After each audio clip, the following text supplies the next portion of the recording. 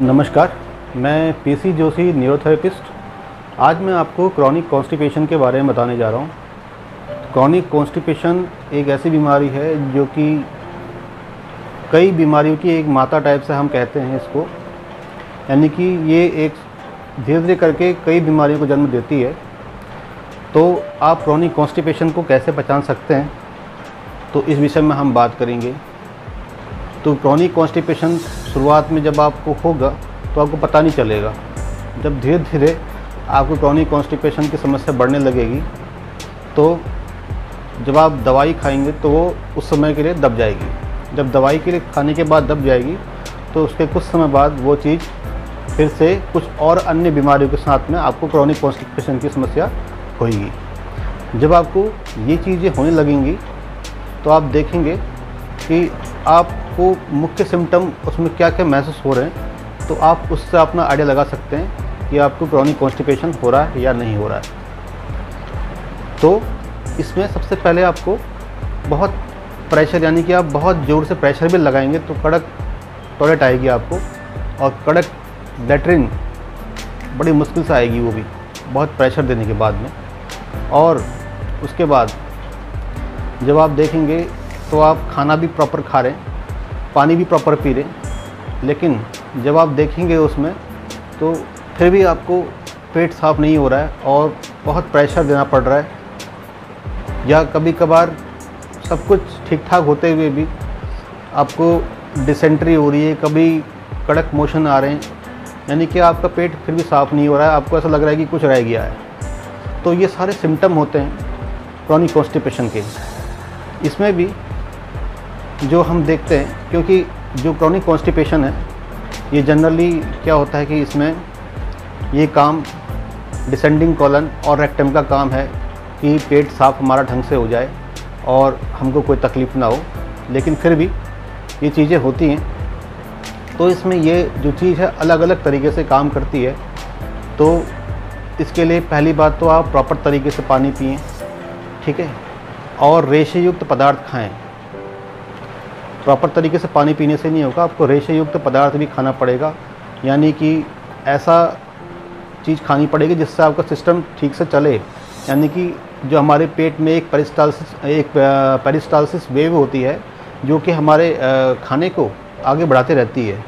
यानी कि वो खाना जब हम खाते हैं, जब वो हमारे छोटी आंत और बड़ी आंत में जाता है तो वहाँ पे ब्लड सर्कुलेशन हमारा सही होना चाहिए, और अगर ब्लड सर्कुलेशन ठीक नहीं है तो वहाँ पे थोड़ा दिक्कत रहती है।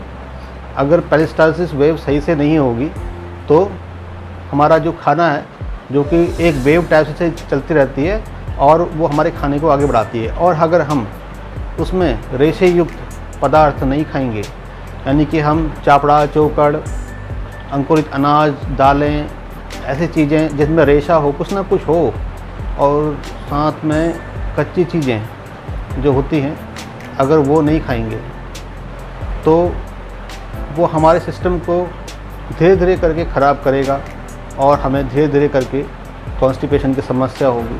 आंतों में इन्फ्लेमेशन होगी, आंतों में इन्फेक्शन भी होगा, और धीरे धीरे ये बड़े रोगों का कारण बनेगा।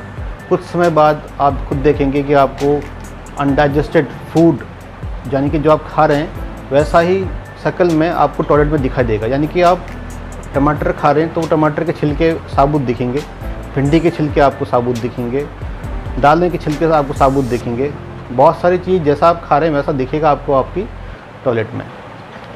फिर क्योंकि जो ये कॉन्स्टिपेशन की समस्या है, इसमें हमारा जो हमारा सिस्टम है वो दो तरीके से काम करता है। एक तो हार्मोनल सिस्टम पे काम करता है और दूसरा हमारा नर्वस सिस्टम पे काम करता है। जो नर्वस सिस्टम वाला पार्ट है उसमें हमारा जो वैगस नर्व है, यानी कि वो नर्व जो हमारे मुंह से लेकर हमारे ट्रांसवर्स कॉलन तक के पार्ट को देखती है, अगर उसमें कोई प्रॉब्लम हुई, यानी कि उस वाले पार्ट में कोई मैसेज सही से आदान प्रदान नहीं हुआ, तो भी हमें कॉन्स्टिपेशन की समस्या हो सकती है, ठीक है। दूसरा पार्ट नर्वस सिस्टम का है सैक्रल वाला पार्ट, जो कि हमारा डिसेंडिंग कॉलन की देखभाल करती है, यानी कि डिसेंडिंग कॉलन का मैसेज का जो आदान प्रदान है उसे पूरा करती है। अगर वहाँ कोई प्रॉब्लम आ रही है तो तब भी आपको कॉन्स्टिपेशन की समस्या होगी।